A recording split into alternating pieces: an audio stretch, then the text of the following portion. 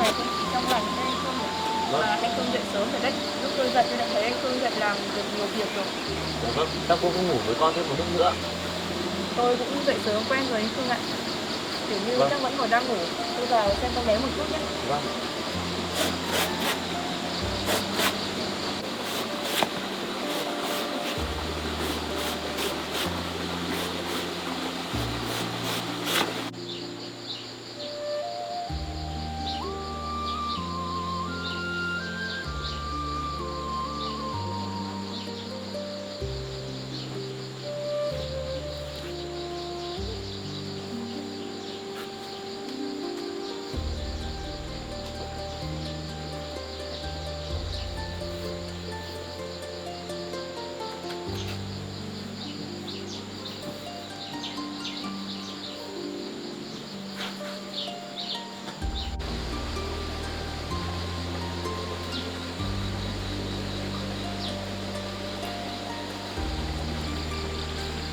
Kiểu như vẫn đang ngủ hả cô? Vâng thưa ạ. Kiểu như con bé nó vẫn còn ngủ. Tối qua con bé nói chuyện với tôi muộn quá nên là sáng nay con bé cũng ngủ say lắm. Để cho con bé ngủ anh Phương ạ. Vâng. Thằng nào nó hay kiểu như không ngủ cô ạ. Cứ để cho con bé ngủ. Vâng ạ. Anh Phương ơi, vậy để tôi ra chuẩn bị đồ ăn sáng nhé. Vâng, cô giúp tôi với ạ. Vâng ạ, anh làm đi ạ.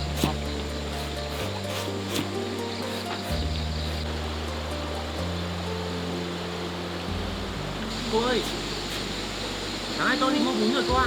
Cô giúp tôi nấu cái canh bún lên giúp tôi với nhé. Vâng ạ. Tí cho con bé ăn kiểu như thích ăn bún cô ạ. Vâng ạ.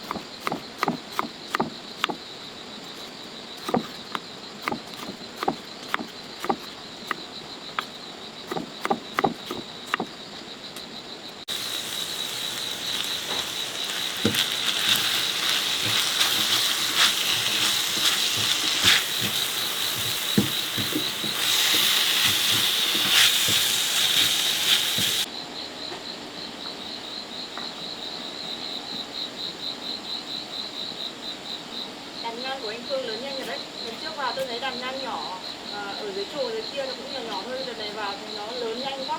Vâng.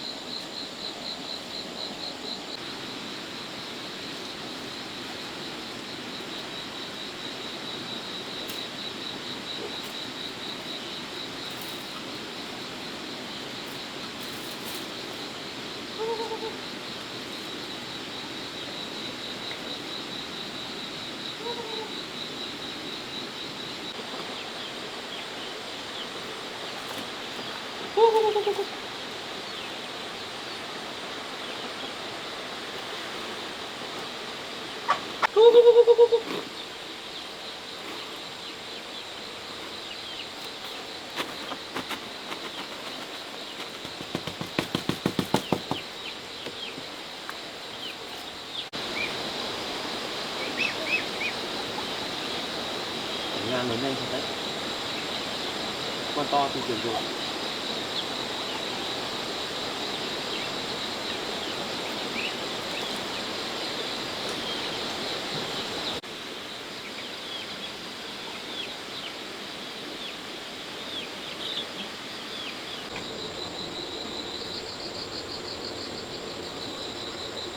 Mẹ dậy rồi à?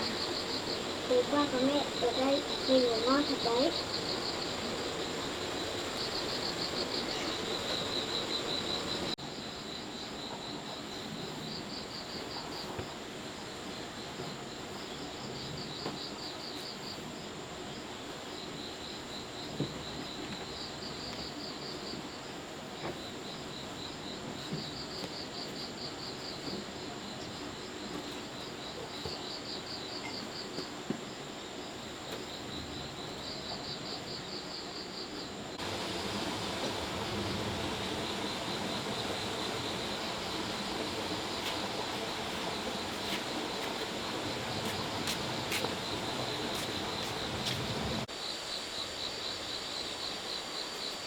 Mẹ ơi, mẹ đang làm gì đây?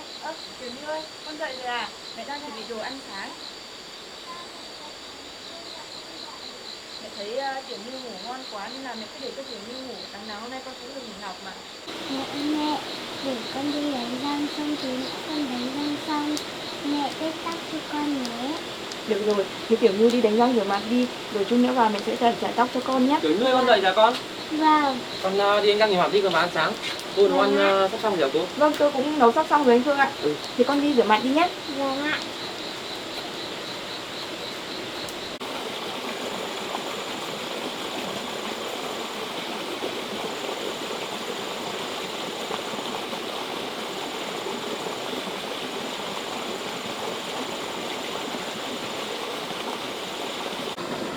Tự nhiên sáng nay có mẹ ở đây làm đồ ăn sáng mình thấy lạ quá.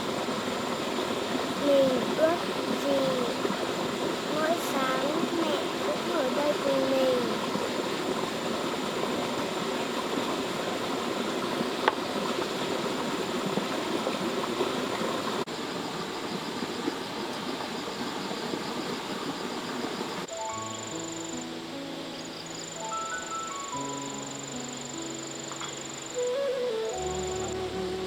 Cô nấu ăn sắp xong rồi cô ạ. Vâng ạ, tôi đợi nồi canh sôi thì là chan bún được rồi anh Phương ạ. Mà thời tiết hôm nay cũng tạnh giáo hơn rồi anh Phương nhỉ. Tuy nhiên hôm qua mưa to quá tôi cũng không về được. Mà hôm qua mưa to tôi ở lại đây ngủ cùng với Tiểu Như. Tôi nói chuyện với con bé cũng tâm sự nhiều chuyện với tôi lắm anh Phương ạ. Hôm nay thì thời tiết cũng tạnh giáo rồi cô ạ. Vâng.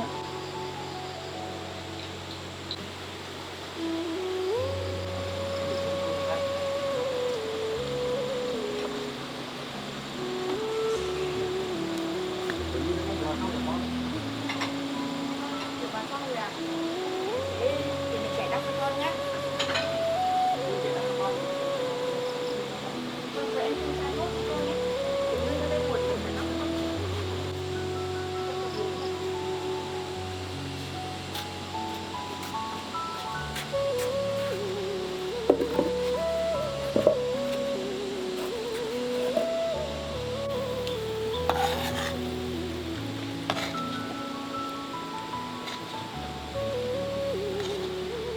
Mẹ ơi, hôm qua mẹ ngủ con mẹ có ngủ được không hả mẹ? Mẹ ngủ ngon lắm Tiểu Như ạ. Chưa bao giờ mẹ được ngủ rất ngon như vậy. Mà Tiểu Như ơi, hôm qua mưa to quá con nhỉ. Hôm nay trời cũng tạnh giáo rồi. Và hôm qua trời mưa to, mẹ mà mẹ thì mẹ bị ướt đấy. Đúng rồi, hôm qua mưa to như vậy thì là sẽ bị ướt. Mà Tiểu Như có thích mẹ ngủ ở đây với con không?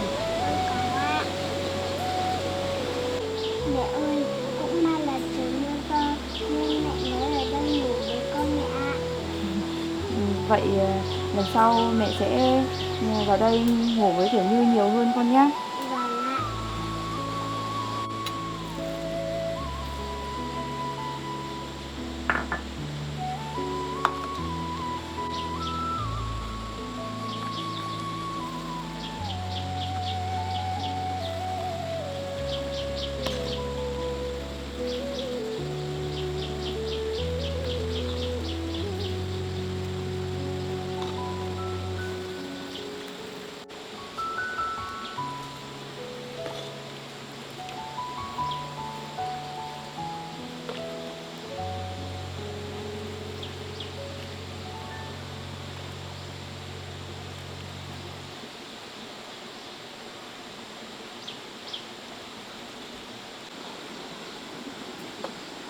mẹ con xong chưa? Xong rồi anh Phương ạ. Con ra ăn sáng đi. Cô ra ăn sáng cho nóng cô ạ. Vâng ạ, thì đưa con cất được đi để mẹ một Phương nhé. Rồi còn ra ăn sáng với con ạ.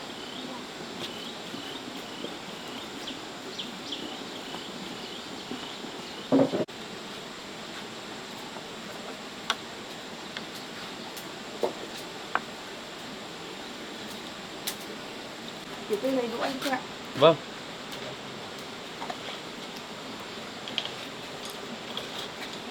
Ui ngon quá mẹ ạ. Con thích ăn bún lắm. Để đưa thích ăn bún đúng không? Thì ra đây ăn sáng không nhé. Vâng ạ.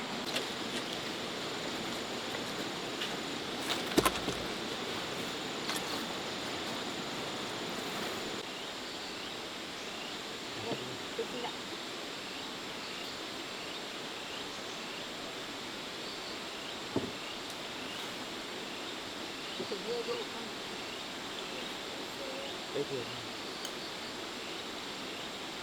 Cho thêm đỗ giá vào cũng ngon đấy Phương ạ. Vâng, đúng ạ. Kiểu như con không ăn cay nhiều nhé. Mẹ cũng không cho ớt vào bát của con nữa. Vâng ạ.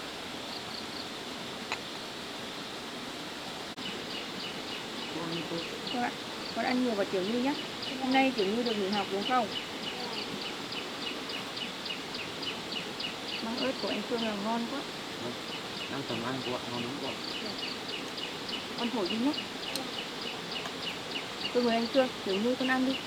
Con mời cô, Tiểu Như ăn đi con ơi. Vâng, con mời bố mẹ. Đưa mẹ thổi cho nào. Con phải ăn hết bát bún này nha. Vâng ạ. Con ăn đi nhé. Cô cũng ăn đi cô ạ. Vâng ạ.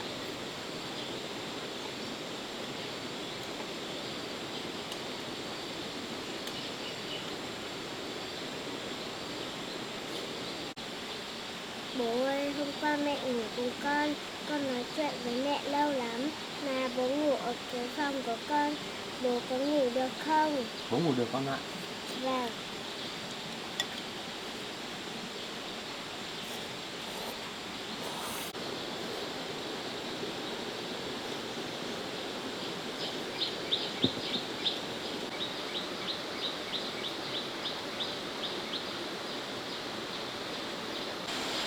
Tối hôm qua con tâm sự với mẹ chuyện gì mà nhiều vậy?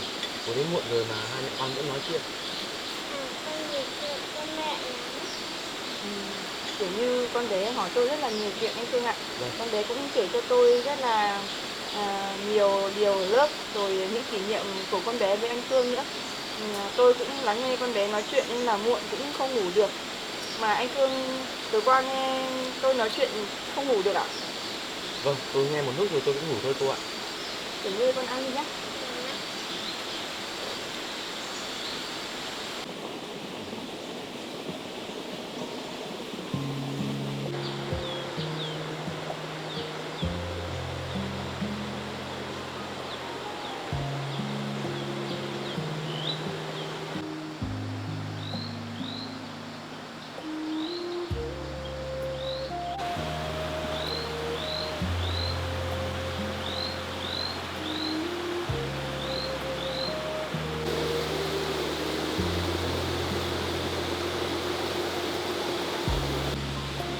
Ăn no chưa? Con ăn no rồi. Cô hôm nay có phải đi làm cái gì không ạ cô? Cô không đi làm gì thì ở lại chơi với con. Anh Phương ơi, chắc là chút nữa tôi cũng phải đi làm anh Phương ạ. Hôm qua trời mưa to tôi cũng đã xin nghỉ rồi. Công việc của tôi thì cũng không thể nghỉ được. Vâng. Mẹ ơi, vậy mẹ Đúng rồi Tiểu Như ạ. Chút nữa mẹ cũng phải về đi làm. Công việc của mẹ thì cũng không thể nghỉ lâu được Tiểu Như ạ. Hôm nào mẹ xin phép nghỉ rồi mẹ lại vào đây chơi với Tiểu Như con nhé. Đúng rồi, hôm nào cô được nghỉ thì cô vào đưa Tiểu Như nhé. Vâng ạ. Tiểu Như hôm nay cho bố con nhé. Không, bây giờ để tôi dọn tôi rửa bát giúp ạ. Tiểu Như, con lau bàn của mẹ nhé. Để mẹ bê bát ra đây mẹ rửa cho. Con vào lấy giúp mẹ.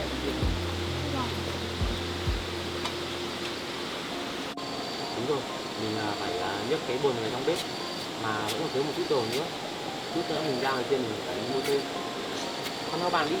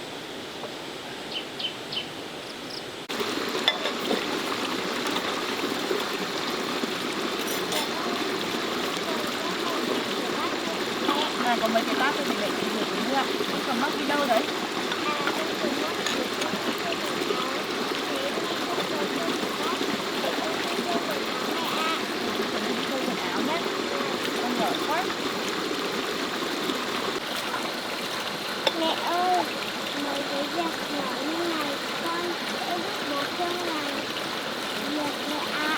Tiểu Như giỏi quá. Đúng rồi, những việc nhỏ như thế này thì Tiểu Như có thể làm được thì con sẽ giúp bố Phương con nhé. Vâng.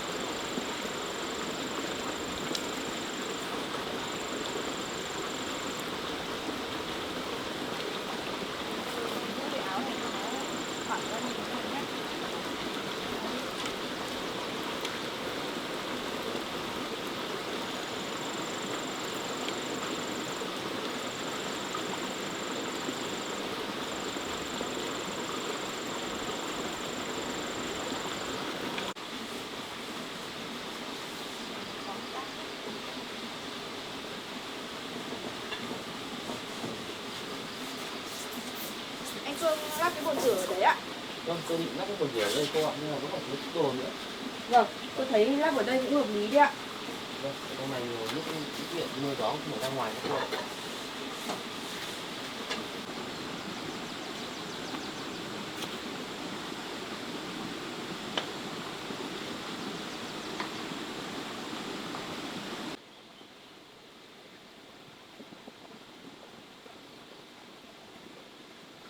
Để đi chơi cũng các bạn.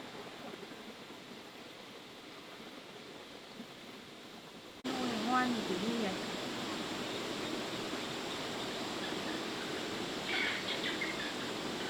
Tiểu Như ơi, bây giờ mẹ phải đi làm rồi Tiểu Như ạ. Khi nào mẹ được nghỉ mẹ vào đây chơi với con nhá. Đúng rồi Tiểu Như ạ. Mẹ phải đi làm rồi, mẹ không thể nghỉ lâu được.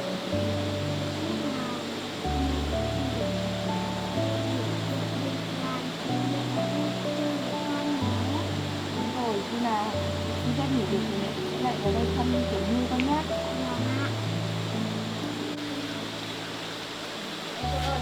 Dạ. Có lẽ là tôi xin phép anh tôi đi về đi làm anh Phương ạ.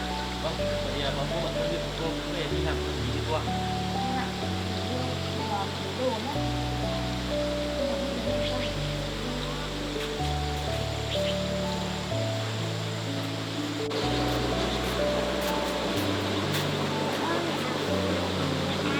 Xin Tiểu Như nhé.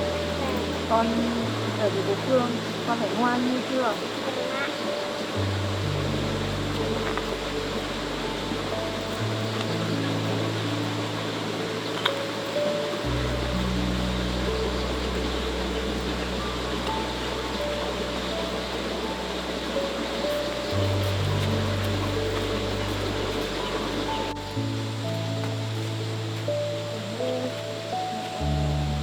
Về đây, đi ở đây ngoan con nhé.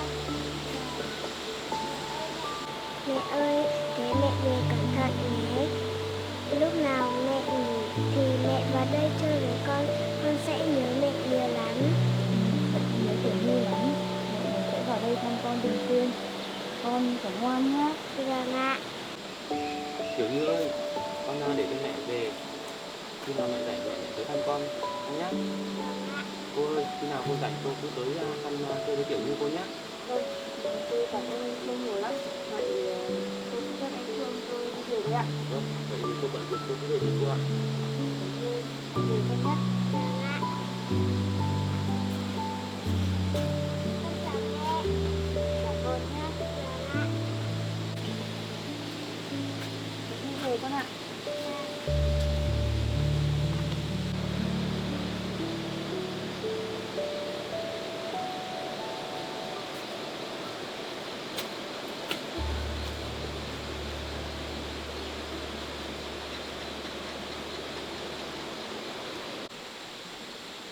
Tiểu Như ơi, mẹ về con có buồn không? Con chỉ hơi buồn thôi bố ạ. Con không buồn con nhé, bởi Vâng, vì mẹ cũng sẽ vẫn vào thăm con thôi con ạ. vâng, Mà Tiểu Như à, chút nữa bố đi hái lạc, con có đi cùng bố không? con có ạ, bố cho con đi theo với. Ừ, rồi mai đi học con lại đi học nhé. Hôm nay Vâng. con ở nhà thì con đi theo bố cũng được con ạ. Dạ.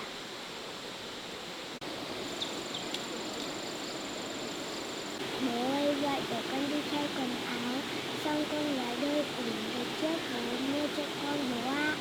Đúng rồi, con đeo đôi ủng ấy vào đi, rồi mới mua xong nên cũng còn bẩn lắm con ạ. Đi đôi ủng ấy vào sẽ không bị bẩn nữa. Dạ, Bố đi thay quần áo thôi, xong rồi bố con mình đi nhé. dạ, dạ.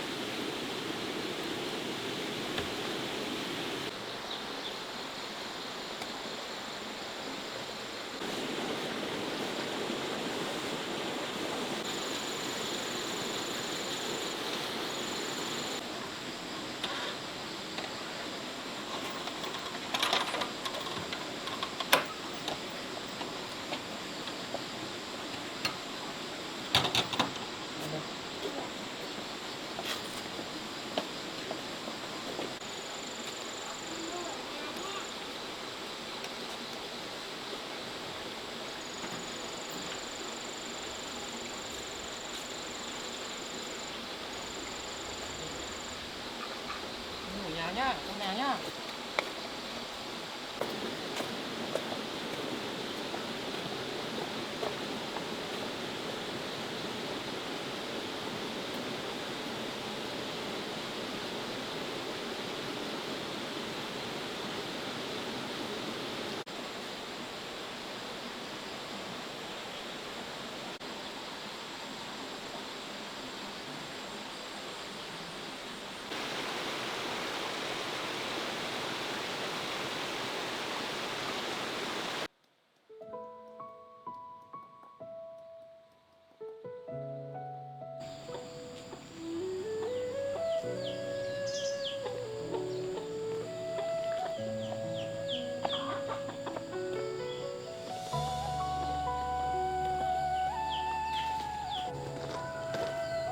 Bố ơi, đây là cái hoa gì hả bố?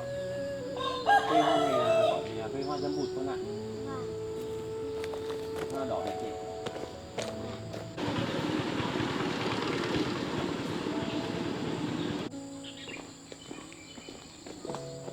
Nhìn cái này con ạ, đừng vườn nào cũng vàng rồi.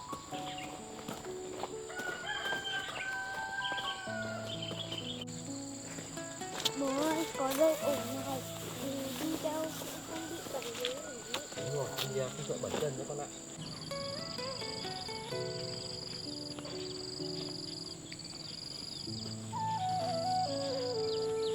Đây rồi con ạ, vườn lạc của bà nội địa đây rồi con ạ. Con mình vào nhé.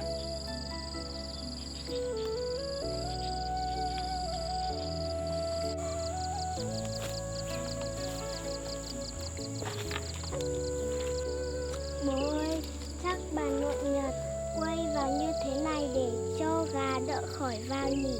Đúng rồi con ạ, khi mà mới trồng ấy bà nội nhiệt quay vào như này thì gà khỏi bới lạc con ạ. Mà Vâng, mưa thế này chắc bố con mình nhổ nó dễ thôi con ạ. vâng, Thì bố nhổ nhé. vâng ạ. Bố ơi, vườn lạc này tốt bố nhỉ? Ừ, để bố nhổ thử xuống nhé. Vâng, con thích ăn lạc luộc lắm bố ạ. Ừ rồi, bố nhổ xong là bố sẽ bớt một phần để xong là bố nhổ con ăn nhé. Vâng, Bây giờ mình nhổ thì phải đem ra suối rửa con ạ, không là đỡ được dính lắm. Lạc thì nhiều củ lắm con ạ, nhưng mà trời vừa mưa xong nên đất rất là dính. Tí nữa bố con mình phải đem suối rửa đấy con ạ. vâng. Ui, bố ơi, củ lạc này nhiều và bố nhỉ thích lắm. Ừ con ạ, cũng nhiều củ lắm con ạ. Bố ơi, bố cứ bỏ ở đây để con nhặt tiếp cho bố ạ. Bố hết hàng luôn. Bố ơi, để con hộ bố nhổ bố ạ. Nhưng mà nhiều đất lắm con ạ, bẩn đấy con ạ. Không sao bố ạ, con vẫn nhổ được mà. Vậy thì con bố nhổ thử 2 gốc xem được không thôi, để bố khác làm con ạ. Vâng, Thì bố bảo này, con phải cầm con túm vào như này, xong con kéo nhẹ nhàng lên như này này con này. vâng. Đấy, con nhổ đi. Ôi bố ơi, con nhổ được rồi bố ạ. Đúng rồi, đấy, đất nó mới nuôi xong vẫn mềm lắm con ạ. Đấy, con bỏ ra kia cho bố.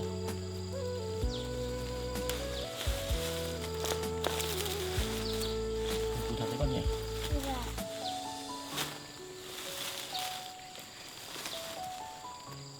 Đây, để bố hộ con kéo con này. Dạ. Đấy. Thế. Nhiều củ không con nhỉ? Dạ. Đấy, con cho vào bùn ấy cho bố, cho vào đống cho bố. Tính nó chặt con ạ.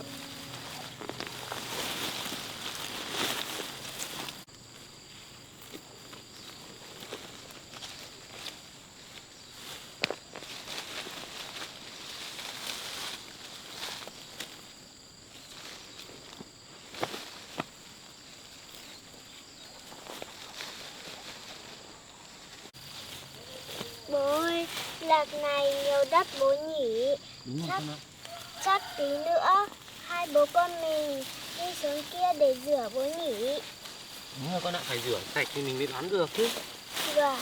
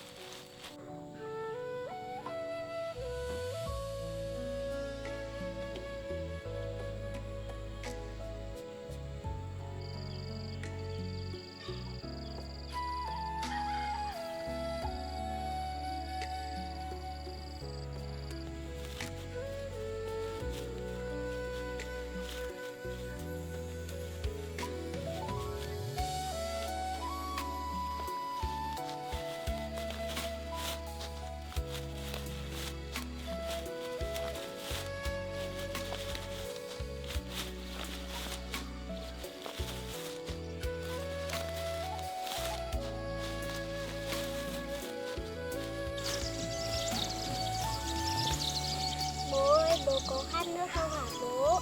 Bố không đâu con ạ. Thế bố có mệt không? Bố cũng không con ạ, bố không mệt đâu. Vâng. Vậy chắc tầm này cũng nhiều rồi bố nhỉ? Đúng rồi con ạ, chắc là cũng sắp mà đủ vùi rồi. Bố nhổ thêm mấy khóm nữa rồi bố chặt đem đi rửa xong là một con hộ bố vặt nhá. Vâng ạ.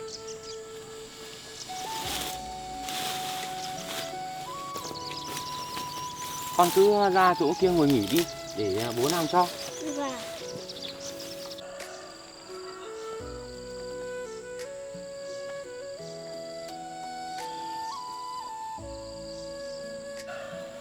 Con khát nước không? Con không bố ạ.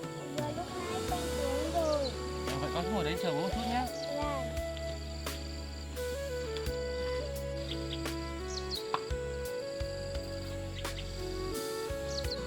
Bố ơi, họ trồng củ lạc này có lâu không hả bố?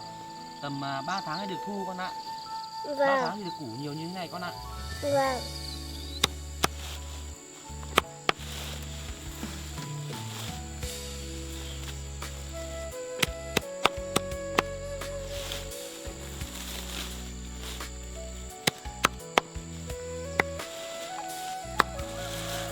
Củ nạc này chắc thật đấy con ạ. Còn cái thân nạc này thì mình bỏ ở lại đất này thì sau này khi mà cái thân này nó mục ra ấy thì là sẽ làm tơi xốp đất và nó làm tốt đất hơn con ạ.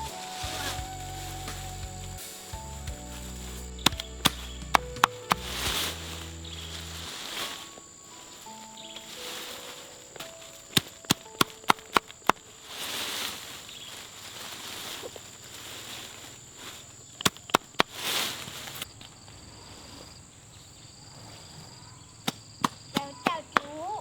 Ừ, cháu đi chơi à? Ơ Toàn đi chơi hả Toàn? Vâng. Cháu vào đây chơi với Như. Vâng. Toàn ơi, Toàn vào đây chơi với tớ. Ok. Như đi nhổ lạc với bố Như à? Ừ, tớ đi nhổ lạc với bố tớ. Mà nhà Toàn gần đây hả Toàn? Ừ, nhà tớ ở gần đây. Còn vào chơi với Như. Vâng. Bố ơi, đây là bạn Toàn lớp con bố ạ. Chú nhổ được nhiều lạc chưa? Chú nhổ sắp xong rồi con ạ. Con ngồi đấy chơi với Như đi. Vâng. Toàn ơi, ngày mai lại phải đi học rồi bởi vì hôm nay trời mưa to quá. À mà cậu đã làm bài tập, cô giáo giao bài về nhà chưa? Làm hết bài tập rồi. Bạn làm bài tập chưa? Tớ cũng làm bài tập xong hết rồi. Hai bạn và phải cố gắng bảo nhau học hành nhá. Vâng. Mà bố ơi, ở lớp bạn Toàn ngồi cùng bàn của con đấy bố ạ. À thế à con? Thế Vâng. nhà Toàn ở gần đây không? Nhà con ở gần đây. À thế à? Chú ơi, lạc nhiều đất này cũng phải mang đi rửa không chú? Có con ạ, phải đem xuống suối rửa con ạ. Khi sạch thì chú mới mang đi bán được con ạ. Toàn ơi, tí nữa tớ với bố tớ đi rửa lạc ở dưới suối đấy. Ôi, tớ có đi cùng bạn đi rửa lạc được không? Thế cậu đã xin phép bà cậu ra đây chơi chưa hả? Tớ xin phép bà rồi. Ừ.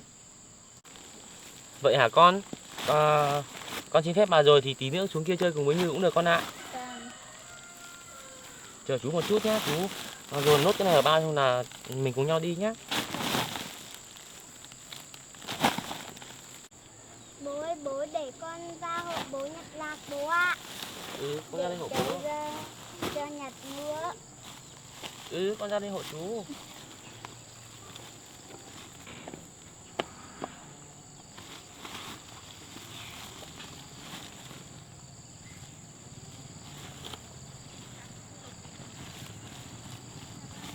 Tớ cầm bên này. Ừ, hai đứa con vào đi, để chú nhặt vào cho.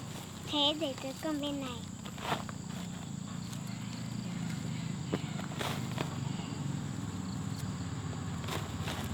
Ôi, lạc này nhiều củ quá. Ừ, lạc này nhiều củ lắm. Mà cậu có thích ăn lạc không? Tớ thích ăn lạc luộc.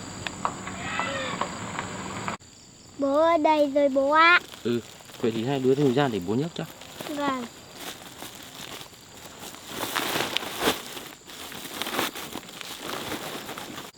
Như ơi, mình bận hết tay rồi kìa. Ừ, không sao đâu.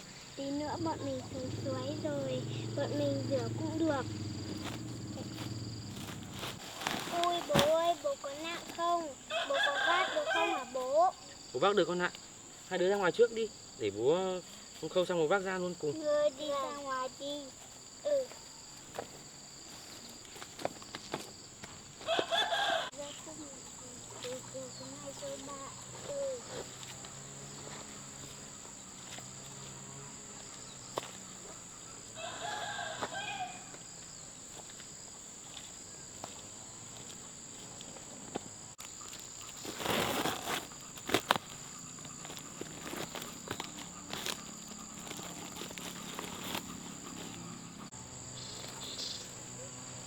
Cũng may kiểu như nhà mình ngày càng đông bạn chơi cùng, mà bạn kiểu như bạn nào cũng ngoan cả.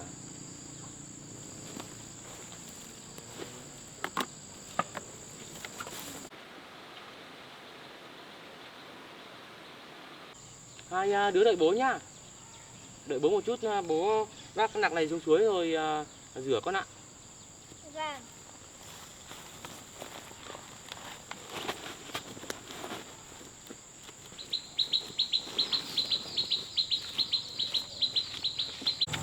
Bố ơi, bố có cần con giúp gì không hả bố? Không cần đâu con ạ, hai đứa cứ đi trước đi. Vâng.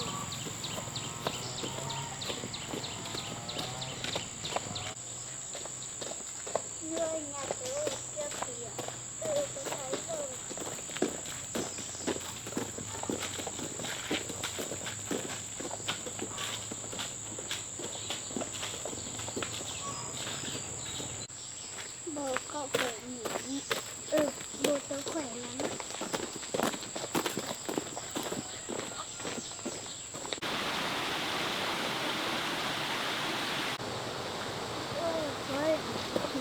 tay gần đây rồi.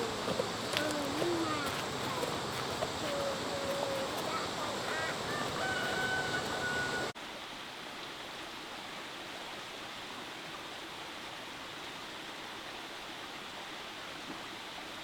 Hai đứa đừng lấy đợi bố nhá. vâng.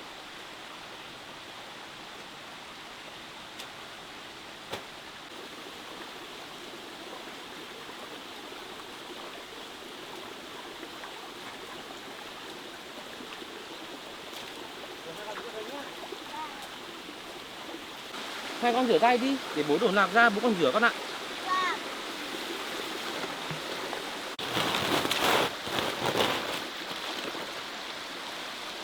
Bạn ơi, rửa tay ở đây bạn ạ. Đúng rồi, hai đứa rửa tay đi. Và nước mát các bạn ạ.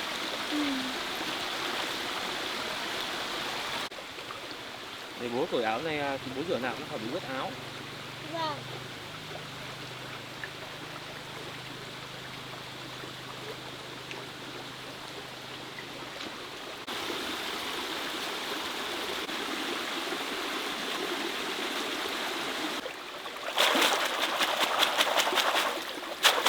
Ở đây nó có suối nên rửa sạch con ạ.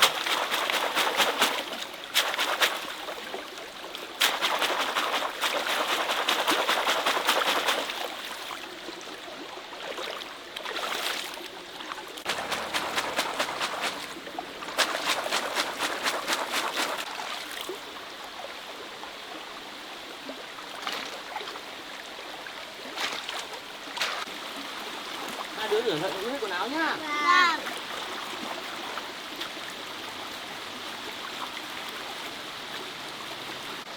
Bạn ơi, nước mát bạn nhỉ? Nước mát thật.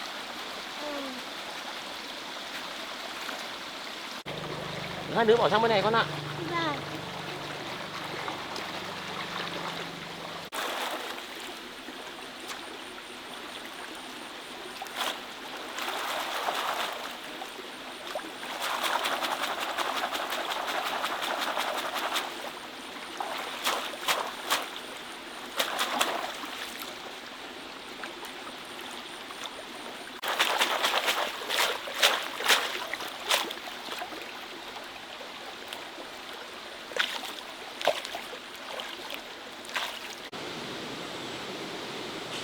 Hai đứa đi lên bờ trước đi, để bố còn chuyển nặng lên con ạ.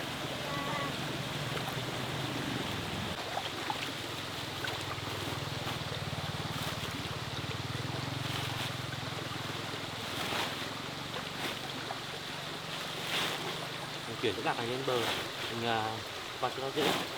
Dưới này các con ở dưới nước cuối sợ bị ướt.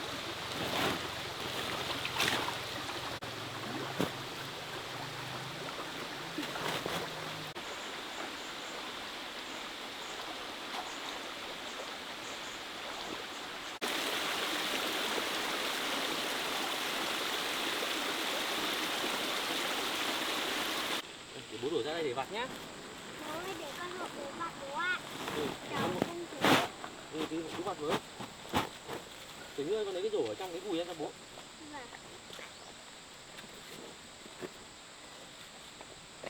Hai đứa ngồi đấy.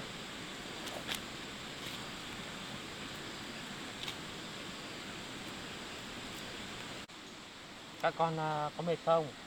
Không bố ạ. Con có mệt không con? Cháu không. Cháu thấy vui lắm ạ.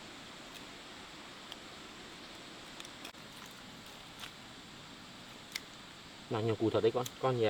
Vâng, đây. Bố ơi, chắc là họ trồng củ lạc này vất vả lắm bố nhỉ? Đúng rồi con ạ. Trồng củ lạc này cũng phải trải qua nhiều công đoạn lắm. Bố con mình đây chỉ là đi thu hoạch thôi con ạ. Vâng. Hai đứa phải chịu khó học đó nhá. Sau Vâng. này lớn lên đi học kiếm được ngành nghề thì có những công việc đỡ vất vả hơn con nghe chưa? Vâng. Bố ơi, đầy rổ rồi bố ạ. Ừ, để bố đổ vào gùi nhá.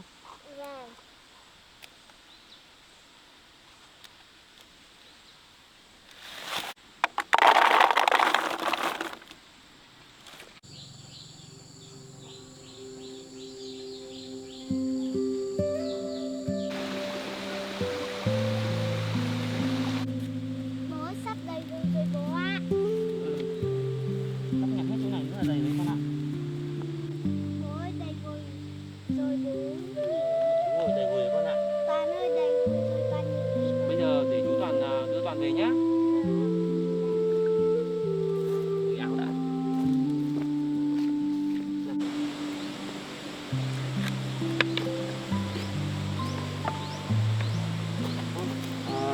Mình về thôi con nhỉ, để chú đưa Toàn về luôn Toàn nhá.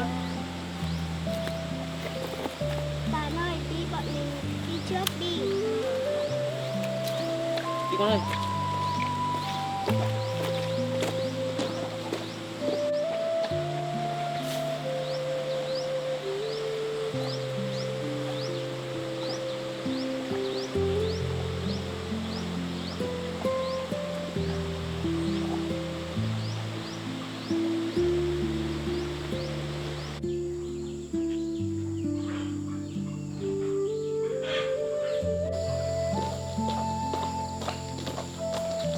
Nhà tù đây rồi. Toàn về nhà nhá. Hôm nào chơi Như nhá. Cậu đi về đây. Đi về thôi con.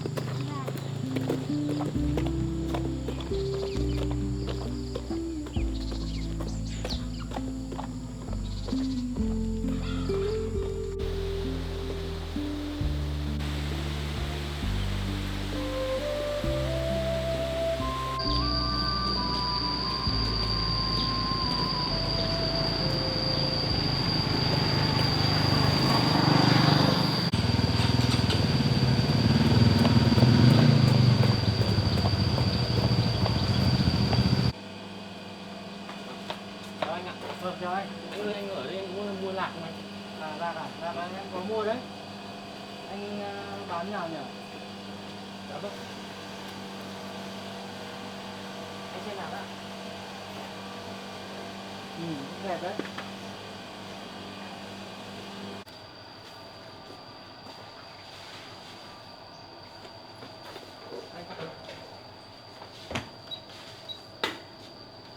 Trước đây là của anh là hơn 335.000 nhá. Dạ vâng.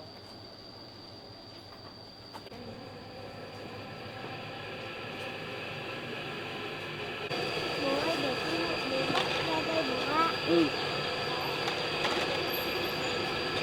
Cho em phát đi.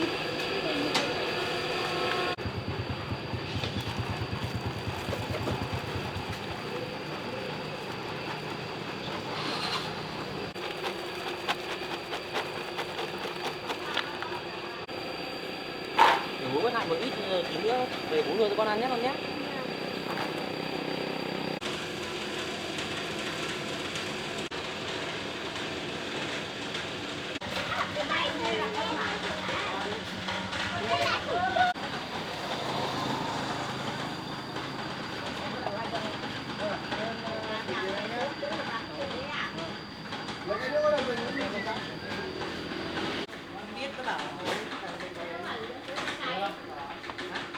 Em gì con thấy đi con. Thì con ăn đi. Có nhiều không nhỉ? Nhiều đâu không nhỉ? Ở ngoài này con ạ. Các anh tiền cho em bố. Vâng, của anh 14.000 nhé. Vâng. Rồi em xin. Vâng. Gửi tiền anh nhé. Vâng, cảm ơn nhé. Vâng, cảm ơn anh. Đi về con ơi.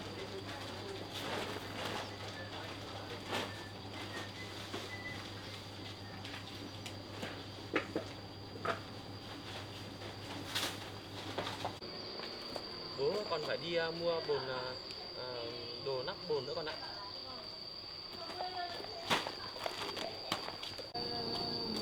Bồn đồ nắp bắp. Không ăn đâu con ạ.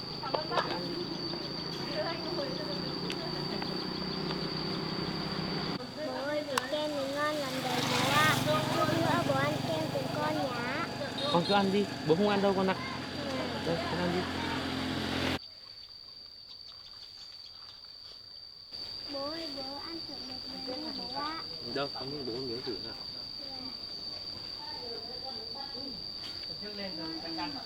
Ngon lắm con ạ. Thôi được rồi, bố ăn một miếng thôi con ạ.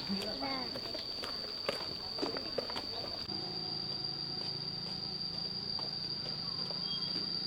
Con ạ, mình vào đây mua chút đồ đã con ạ.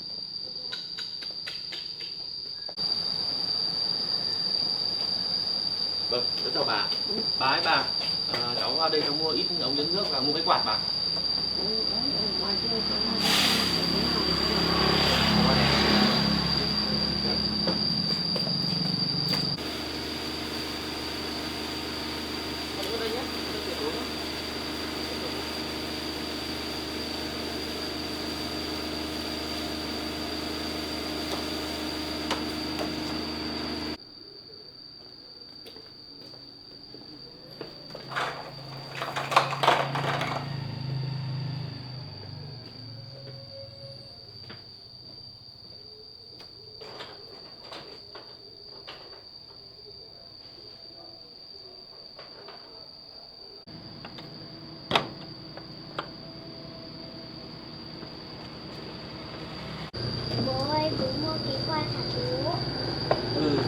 mua quạt về để quạt cho con.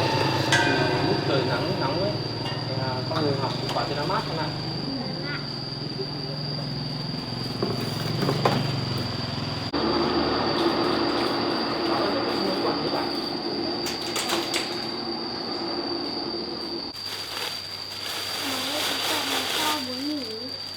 Ừ, bố thì chọn mua quạt to to một chút để con người học quạt nó mát hơn con ạ. Cái quạt này bao nhiêu tiền hả bà? Cái quạt đấy 300, cháu mang vào cái ổ này cắm thử xem. Vâng.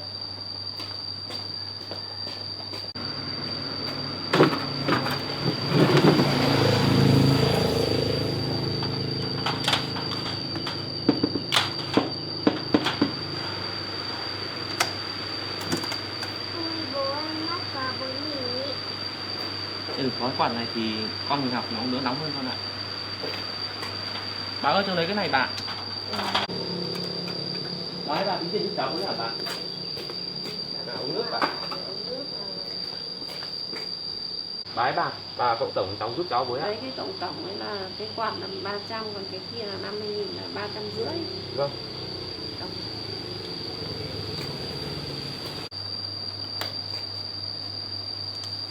Của bà đấy ạ. Vâng, làm ơn bà cho về luôn đây.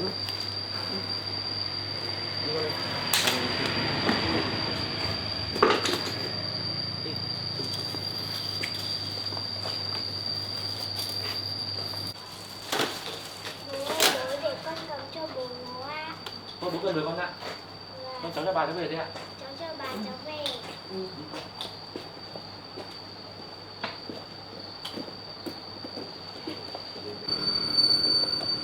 Bố ơi, cái quạt này tính tiền bố nhỉ?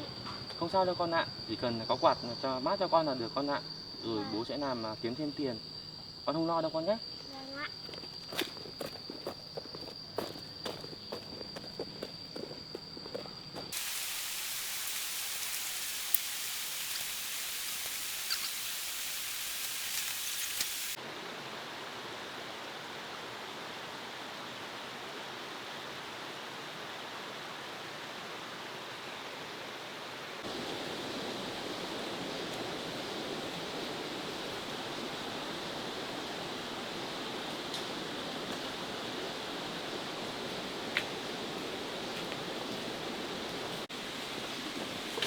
Vui lên không chị về rồi, em ở nhà có ngoan không?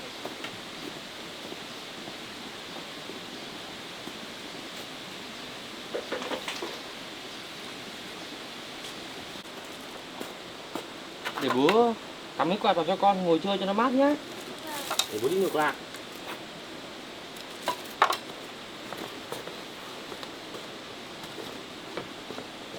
Lưu ơi, chờ chị đi cởi ủ ra đã, rồi chị đi chơi với em.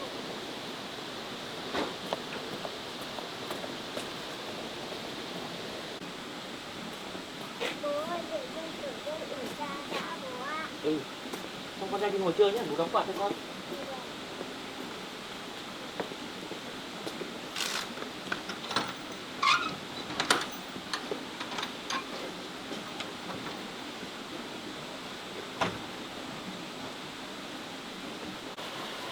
Để con đi rửa ủ xong, rửa rồi xong con treo lên bố ạ.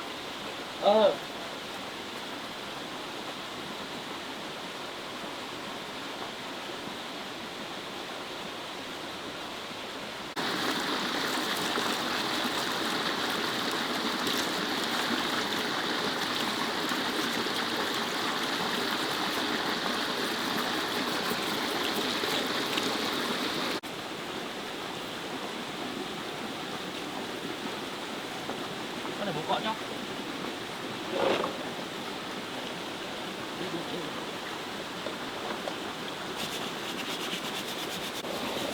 Con ra con treo đi.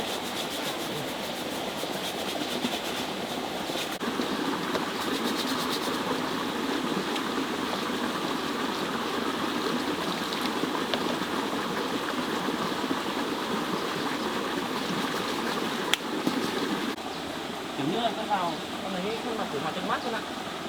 Và bố lấy làm cái rửa bố ngực con.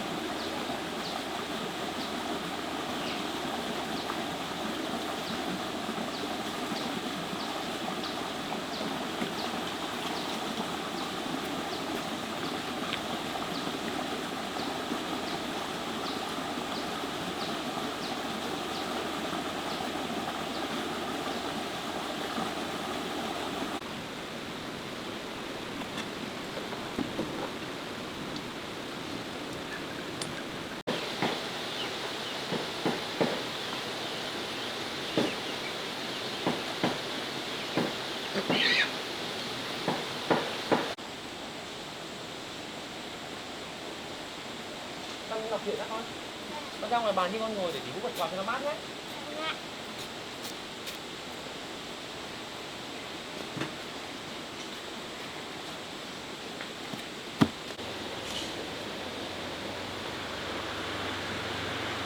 À đâu con? Bố ạ, con mát rồi bố ạ. Bố ra đây ngồi một tí. Con mát bố ạ. Con cứ ngồi ở đây đọc truyện đi. Bố bây giờ phải nhắc cái ống nước vào cái bồn rửa nước con ạ.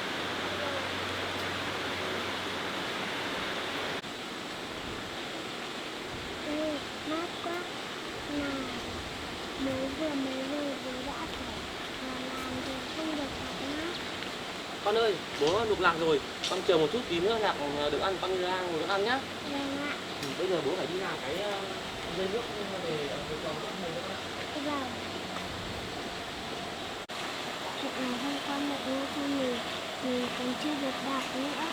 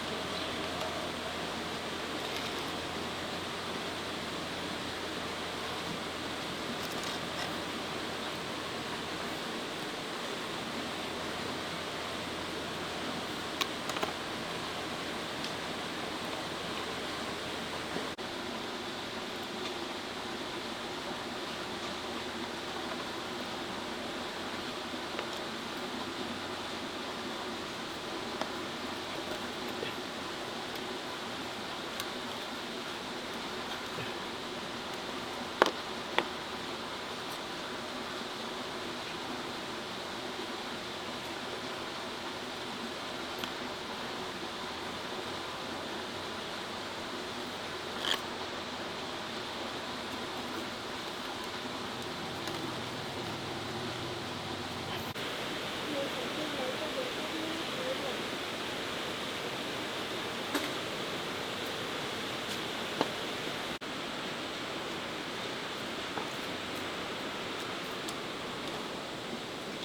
Bố ơi, con không ngồi được chuyện nữa. Bố cho cái quạt ra bằng nắng đi làm cho nó mát bố ạ. Con học chuyện nữa hả con? Ừ.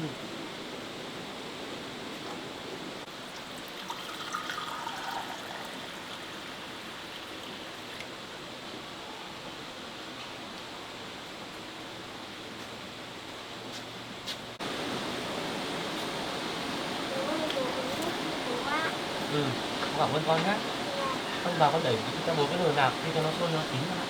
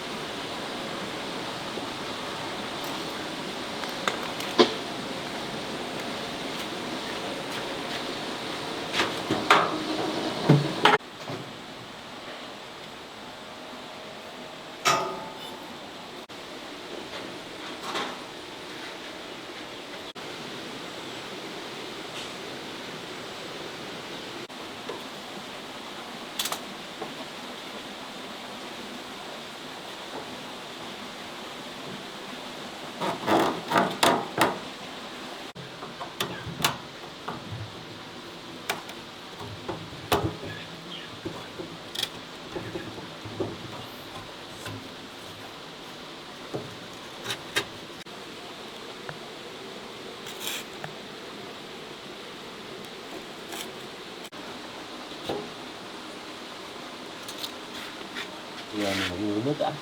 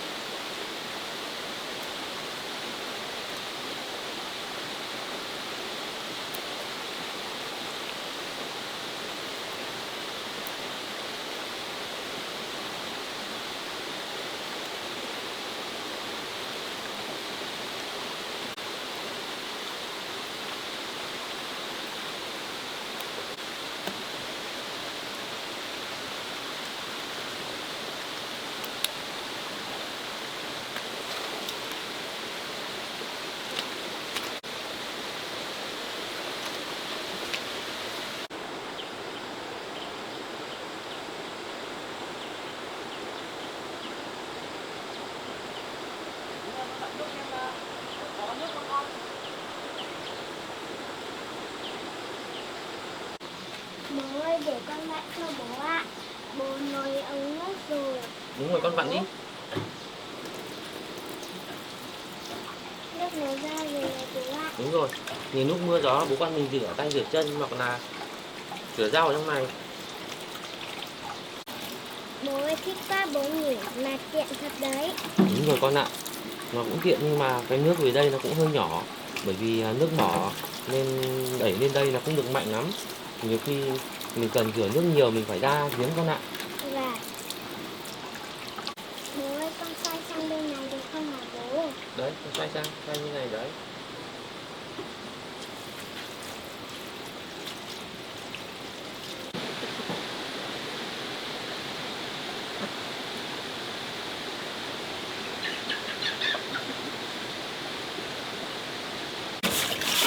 Để bố cọ cho nó sạch con ạ. Mình phải thường xuyên vệ sinh nó mới sạch được con ạ. Và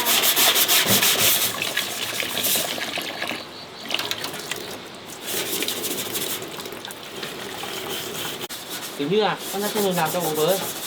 ui con quên mất. Chắc là nó sắp chín rồi đấy bố ạ. Ừ, để con ra con xem người với. Dạ.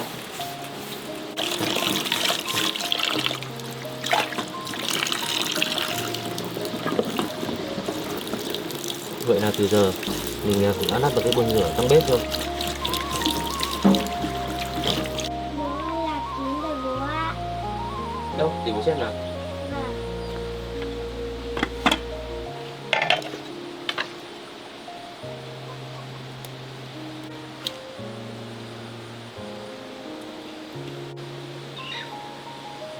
Chín rồi con ạ, để bố vớt nó ra nhé. Vâng. Con đợi bố một chút nhé, để bố đi đổ ra cho nó nguội con ạ. Vâng.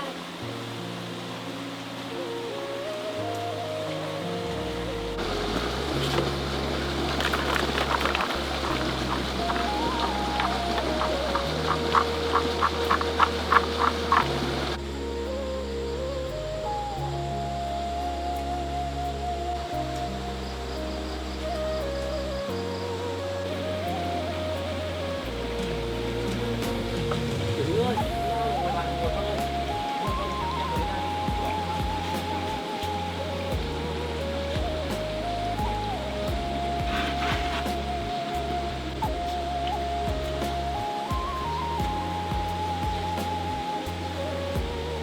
Con ơi, con ăn cho con bỏ vào đây. Con để bố bóc cho này con này. Bố ơi con bắt được bố ạ. Để con bóc đi. Này con này, con ăn thử người ta. Ngon ngon. Có, con ơi làm bố ạ. Cái nhạc này ngon thật đấy con nhỉ. Dạ. Ăn nhạc này cũng tốt lắm con ạ. Còn nó mát quá bố ạ. Đúng rồi con ạ, quả mắt thật đấy. Con mình ăn cũng có mồ hôi như trước nữa nhỉ.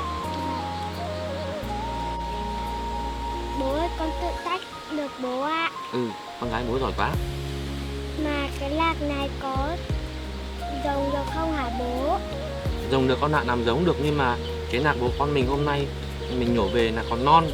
Mình phải chờ cái cục nạc này nó già hơn tí nữa thì đem về phơi ra mới làm giống được con ạ. Vâng.